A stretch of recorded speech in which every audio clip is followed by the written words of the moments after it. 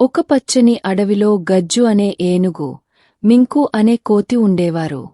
వారు మంచి స్నేహితులు. వాళ్లు కలిసి ఆడుకోవడం, పండ్లు తినడం, రాత్రి ఆకాశాన్ని చూడడం ఇష్టపడేవారు.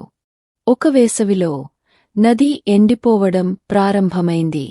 జంతువులు నీటి గురించి ఆందోళన చెందాయి. చెట్లు ఆకులు కోల్పోయాయి. పక్షులకు గూళ్ళు లేకపోయాయి. చిన్న జంతువులు విలపించాయి, మాకు తిండి, నీరు లేవు. గజ్జు మరియు మింకు తమ అడవి స్నేహితులను సాయం చేయాలని నిర్ణయించారు. గజ్జు అన్నాడు, నేను నేలను తవ్వి నీరు కనుక్కుంటాను. త్వరలో ఒక చిన్న చెరువు ఏర్పడింది.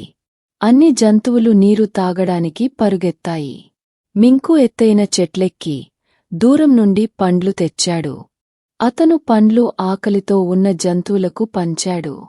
గజ్జు మరియు మింకు కలిసి కొత్త మొక్కలు నాటారు.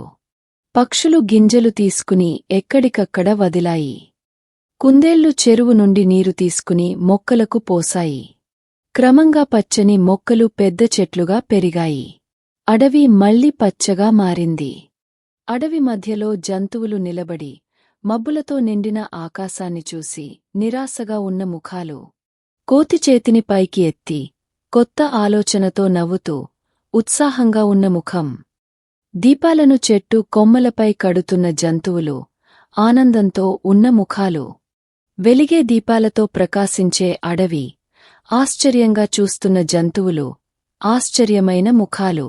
స్పష్టమైన రాత్రి ఆకాశం నక్షత్రాలతో నిండి జంతువులు సంతోషంగా చూస్తూ ఆనందమైన ముఖాలు.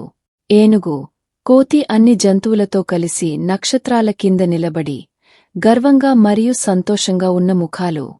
ఈ స్టోరీ నచ్చితే లైక్ చేయండి, షేర్ చేయండి, సబ్స్క్రైబ్ చేయండి.